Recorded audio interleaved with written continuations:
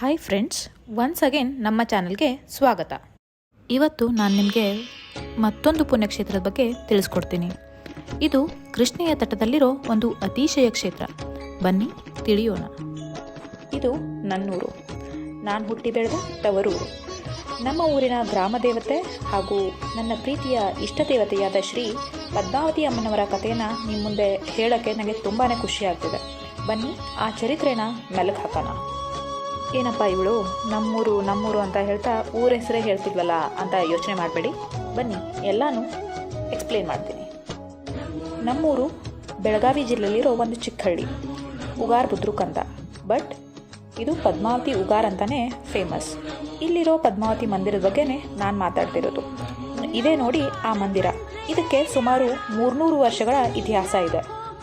ಮೂಲತಃ ಶ್ರೀ ಪದ್ಮಾವತಿ ಅಮ್ಮನವರು ಮಹಾರಾಷ್ಟ್ರದ ಕೊಂಬೋಜನ್ನಲ್ಲಿ ನೆಲೆಸಿದ್ರು. ಅಲ್ಲಿನ ಒಬ್ಬಳು ಹೆಣ್ಮಗಳು ಪದ್ಮಾವತಿ ಅಮ್ಮನವರ ಪರಮ ಭಕ್ತೆಯಾಗಿದ್ಲು. ಅಮ್ಮನವರ ದರ್ಶನ ಪಡೆದೇ ಒಂದಿನಾನು ಇರೋಕ್ಕಾಗ್ತಿರ್ಲಿಲ್ಲ ಅವಳಿಂದ. ಆದರೆ ಮುಂದೊಂದಿನ ನಮ್ಮೂರಿನ ಗೌಡ್ರ ಮನೆತನಕ್ಕೆ ಆ ಹೆಣ್ಮಗಳು ಮದುವೆ ಆಗಿ ಬರ್ತಾಳೆ. ಮದುವೆ ಆದ ನಂತರ ಅಮ್ಮನವರ ದರ್ಶನ ಮಾಡೋಕ್ಕಾಗದೆ ಆ ಹೆಣ್ಮಗಳು ಅನ್ನ ನೀರು ಎಲ್ಲ ಬಿಟ್ಟು ಅಮ್ಮನವರ ಜ್ಞಾನದಲ್ಲಿ ಮಗ್ನಳಾಗಿ ಬಿಡ್ತಾಳೆ.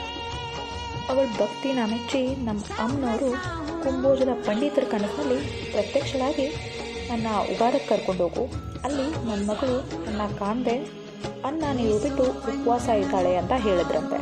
ಅಲ್ಲಿಂದ ಸ್ಟಾರ್ಟ್ ಆಯಿತು ನೋಡಿ ನಮ್ಮ ಅಮ್ಮನವ್ರ ಕಬಾಡ.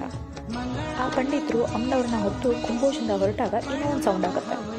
ಅದಕ್ಕೆ ಆ ಊರಿ ಜನ ಎಲ್ಲ ಎದ್ದು ಪಂಡಿತರನ್ನ ಹಿಡಿಯೋಕ್ಕೆ ಪ್ರಯತ್ನನೂ ಪಟ್ರಂತೆ. ಆದರೆ ಪವಾಡದಂತೆ ಪಂಡಿತರು ಯಾರ ಕೈಗೂ ಹಾಕೊಳ್ದೆ ಹರಿತಿರೋ ನದಿನ ಸಲೀಸಾಗಿ ದಾಟ್ಕೊಂಡು ದಡ ಸೇರಿ ನಮ್ಮೂರಿನ ಗೌಡ್ರ ಮನೆಗೆ ಅಮ್ಮನವ್ರನ್ನ ತಲುಪಿಸಿದ್ರಂತೆ. ಪಂಡಿತರು ತಂದಿದ್ದ ಅಮ್ಮನವ್ರನ್ನ ನೋಡಿ ಅಲ್ಲಿವರೆಗೂ ಅನ್ನ ನೀರು ಬಿಟ್ಟಿದ್ದ ಗೌಡ್ರ ಮನೆಯಿಂದ ಸೊಸೆ ಮುಖ ಹೂವಿನಾಗೆ ಅರಳುತ್ತಂತೆ. ತಕ್ಷಣವೇ ಸ್ನಾನ ಮಾಡಿ ಮಡಿ ಬಟ್ಟೆ ಉಟ್ಟು ಪೂಜೆ ಮಾಡೋಕ್ಕೆ ಸ್ಟಾರ್ಟ್ ಮಾಡ್ತಾರಂತೆ. ಇದನ್ನೆಲ್ಲ ಗಮನಿಸ್ತಿದ್ದ ಹಿರಿಗೌಡರು ಇದ್ರ ಹಿಂದಿನ ಮಹಿಮೆನ ಆ ಪಂಡಿತರಿಂದಾನೇ ತಿಳ್ಕೊತಾರಂತೆ.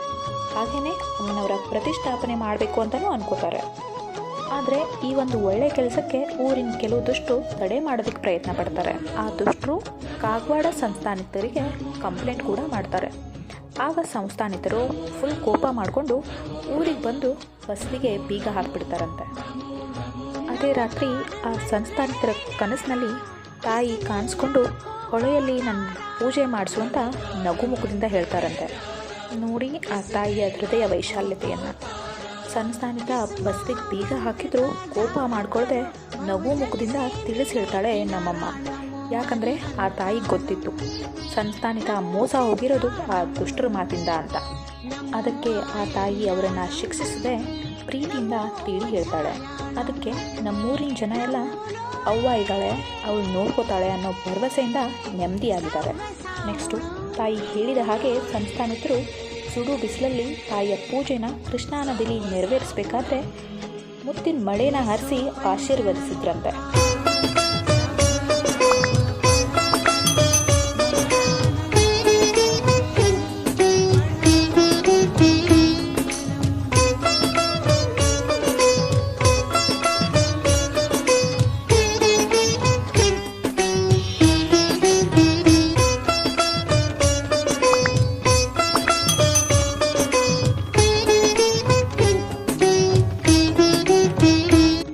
ದಸರಾದ 10 ದಿನಗಳು ದೀಪಾಲಂಕಾರದಿಂದ ಮಂದಿರ ಕಂಗೊಳಿಸುತ್ತೆ.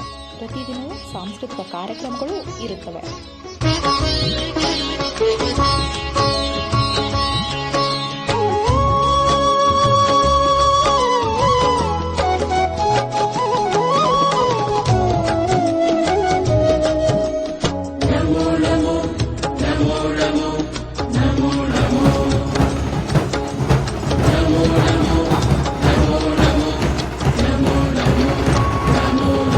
नमोकार मंत्र है न्यारा, इसमें लाखों को तारा।